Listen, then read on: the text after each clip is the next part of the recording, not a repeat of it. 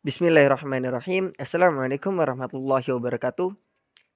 Alhamdulillahirrabbilalamin. Assalatu wassalamu ala asrafil anbiya'i wal mursalin Sayyidina Muhammad wa ala alihi wa sahbihi ajma'in amma ba'du. Hamdan wa syukran lillah amma ba'du. Yang pertama-tama dan paling utama, marilah kita panjatkan puja dan puji syukur kita kehadirat Allah Subhanahu wa Ta'ala, karena atas berkat rahmat dan hidayahnya sehingga kita dapat berkumpul, kita dapat merasakan nikmatnya iman, kita dapat merasakan nikmatnya sehat, sehingga kita bisa beraktivitas, sehingga kita bisa mencari rezeki, sehingga kita bisa melakukan banyak hal baik seharian ini. Kemudian yang kedua yaitu salawat serta salam, marilah kita panjatkan kepada junjungan kita Nabi Agung Muhammad Rasulullah Shallallahu Alaihi Wasallam, karena atas perjuangan beliau senantiasa tidak pernah menyerah untuk berjuang memperjuangkan agama Islam ini, sehingga kita dapat menikmati bagaimana nikmat Islam, nikmat iman, nikmat melakukan ibadah dan mendekat kepada Allah. Di sini karena targetnya yaitu adalah anak-anak daripada panti asuhan yang masih memiliki keluarga. Menurut saya langkah tepatnya jika disampaikan tentang berbakti kepada orang tua. Dari hadis dari Anas bahwa Rasulullah Shallallahu Alaihi Wasallam bersabda yang berbunyi, siapapun yang ingin dipanjangkan umurnya dan ditambah rezekinya, maka hendaknya dia berbakti kepada kedua orang tuanya dan menyambung silaturahim.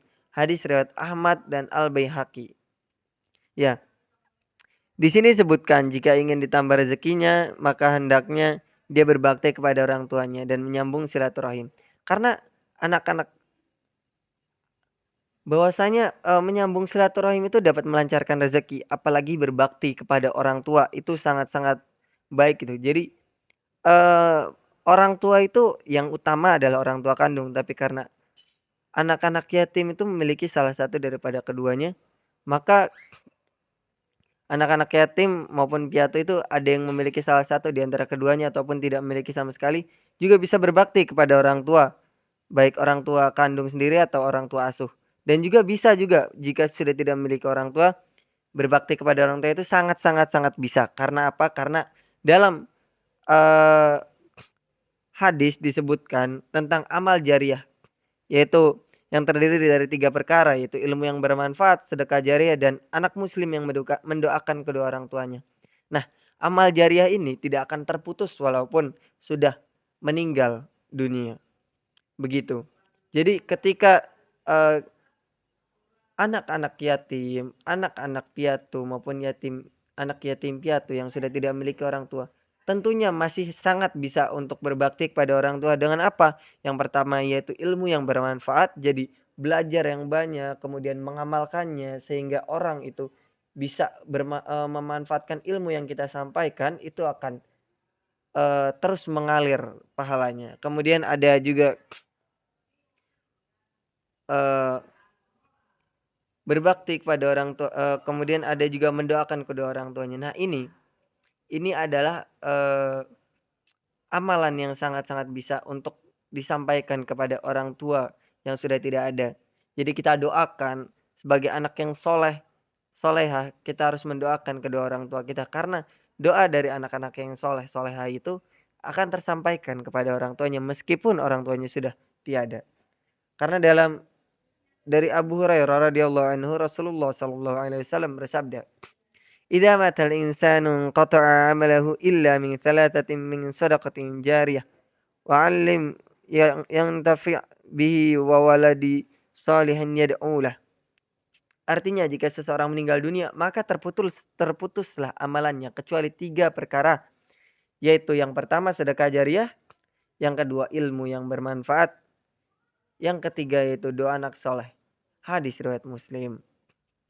Dan juga dari Buraidah radhiyallahu anhu, Nabi sallallahu alaihi wasallam bersabda, siapa yang menghafal Al-Quran, mengkajinya dan mengamalkannya, maka Allah akan memberikan mahkota kepada kedua orang tuanya dari cahaya yang terangnya seperti matahari.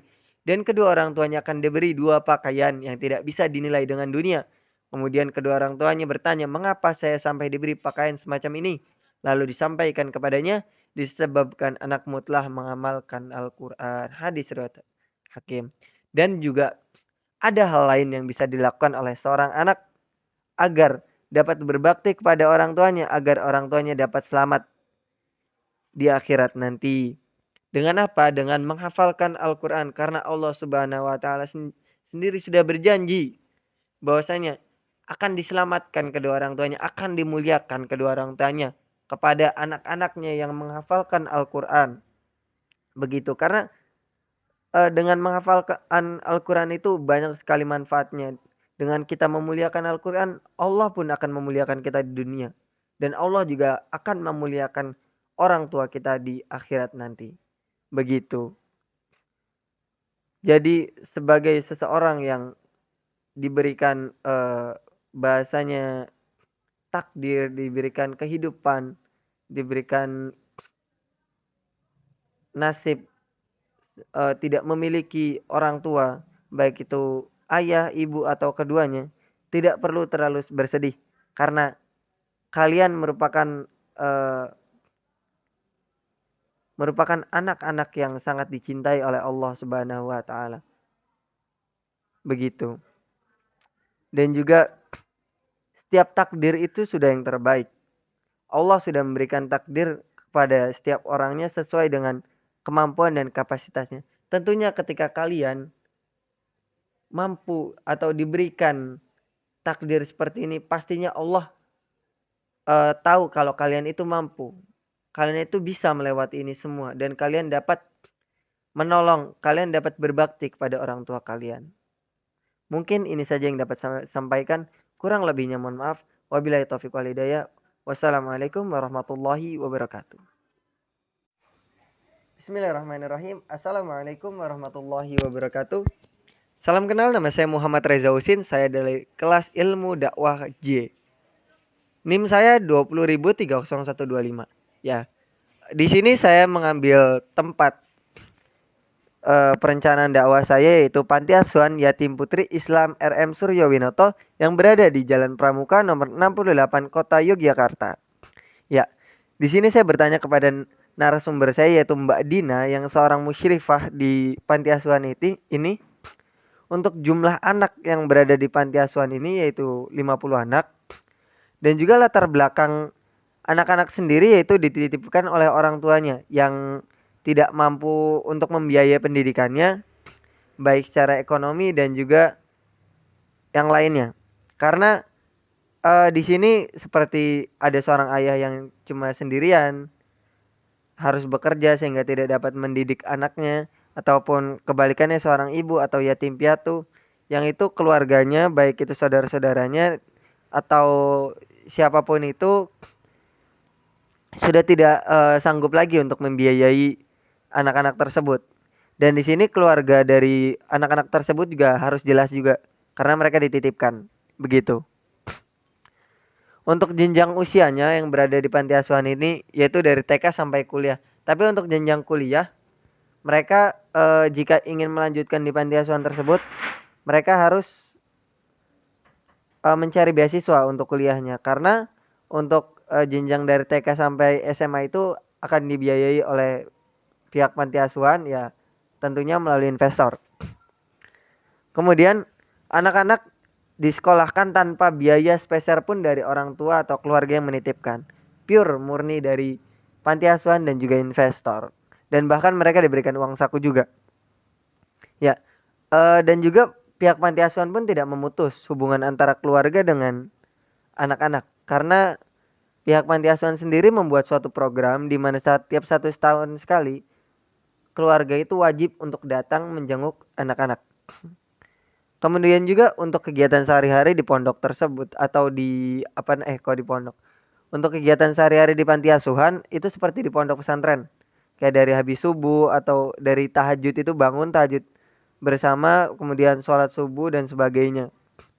Ya, untuk pendalaman agamanya itu sangat kental ya.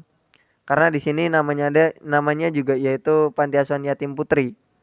Nah ya, untuk Di sini anak-anaknya sendiri ya otomatis putri semua, nggak ada yang putra karena namanya panti asuhan putri. Untuk visi misi dari panti asuhan ini yaitu pertama visinya terwujudnya sebuah lembaga kesejahteraan sosial yang mampu mencetak putri-putri solihah, berakhlak mulia, cerdas, mandiri, berguna bagi umat serta menjadi generasi robani. Untuk misinya sendiri yaitu membekali anak-anak asuh dengan pendidikan yang seimbang yaitu spiritual, intelektual, dan moral, kemudian mengembangkan motivasi mental dan spiritual, mengayomi dan memberikan rasa aman dengan sistem kekeluargaan, memberdayakan potensi dan kemampuan untuk bisa hidup mandiri serta bermanfaat bagi masyarakat. Ya, itu adalah latar belakang dari panti asuhannya sendiri. Nah, perencanaan apa sih yang saya buat untuk menangani atau untuk berdakwah di panti asuhan tersebut? Berdasarkan peta dakwah yang tadi sudah saya sampaikan, yaitu pertama, karena anak-anak ini dititipkan di panti asuhan dan masih memiliki keluarga yang jelas, menurut saya metode dakwah yang tepat untuk diterapkan yaitu pertama pendalaman ilmu agama, kemudian pendalaman tentang berbakti ke orang tua, dan yang terakhir adalah takdir adalah yang terbaik. Jadi kita menanamkan 3 poin ini menurut saya yang terbaik karena mereka bisa dibilang mengalami suatu takdir yang mungkin bagi orang luar itu cukup kurang baik lah bahasanya gitu, kurang beruntung. Tapi sebenarnya kalau kita bisa melihat dari sisi yang lain itu tidak seperti itu, karena setiap sesuatu yang terjadi itu sudah yang terbaik. Oke, baik, karena dari ibu dosen sendiri menyuruh untuk ceramah juga, maka di sini saya sudahi saja untuk perencanaan dakwahnya dan juga mengenai peta dakwahnya. Oke, lanjut ke slide selanjutnya. Assalamualaikum warahmatullahi wabarakatuh.